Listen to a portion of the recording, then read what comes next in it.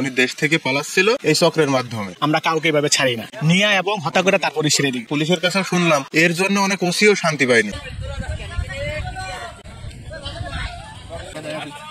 সবাইকে ধন্যবাদ, thank you, দোয়া করবেন। আসসালামু আলাইকুম। নেতাগিরি গেল না।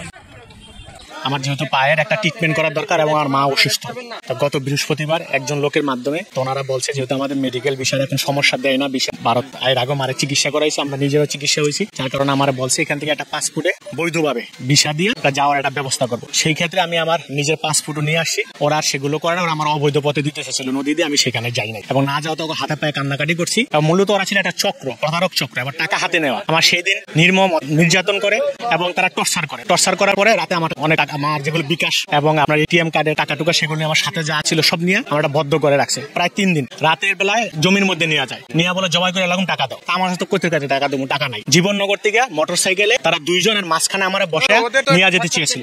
আমি খুব চেষ্টা করতেছিলাম যে আমি কিভাবে রক্ষা পাই। আমি প্রায় 1 ঘন্টা রাস্তা দেখছি, আশেপাশে কোনো দোকানপাট কিছু নেই, লোকজন নাই। এই দিক দিয়ে যাওয়ার পরে দেখলাম যে একটা মহেশপুর জায়গা, এই জায়গাটার দোকানের লোকজন বসে আছে, যেহেতু অপহরণকারী। তা আমি মোটর সাইকেল থেকে লাফ দিয়ে পড়ে গেছি, নিয়ে পরে আমি এখানে দোকানদার যারা ছিল এলাকার লোকজন বলছি এরা অপহরণকারী, আমার অপহরণ করে নিয়ে যাচ্ছে, আপনারা একটা সহযোগিতা করেন। এবং ওরা সবসময় বলে যে আমাদের কাছে যারাই আসে আমরা কাউকে এভাবে ছাড়ি, নিয়ে এবং হত্যা করে তারপরে ছেড়ে দিই। আমি একা পলাইতে পারতাম, গতকালকে রাতেও যেখানে রাখছিল আমি একটা সুযোগ পেয়েছিলাম। আমার কথা হলো জাতির জন্য, সবার জন্য, যে এই চক্রটাকে আমার ধরতে হবে এবং এই 3 জন লোকেরই আমি ধরছি। 3 জন ব্যক্তি একটি মোটরসাইকেলে করে রাস্তা দিয়ে যাচ্ছিল, তো রাস্তায় কাদা থাকার কারণে তারা যেতে পারে না, পরে আবার ফিরে আসছে। আসার সময় চায়ের দোকানের ওখানে রিয়াজউদ্দিন নামের ওই ব্যক্তিটি তখন রাস্তার ওখানে নামাই দেয় ওই চক্রটা। উনি বলে যে এমন 3 দিন যাবত তার নির্যাতন করছে রাতে। সে হচ্ছে মূলত বাংলাদেশ থেকে পার হয়ে যাচ্ছিল, সে ঢাকা মহানগর দক্ষিণ আওয়ামী লীগের দপ্তর সম্পাদক, ওনার নাম রিয়াজউদ্দিন। উনি দেশ থেকে পালাচ্ছিল এই চক্রের মাধ্যমে।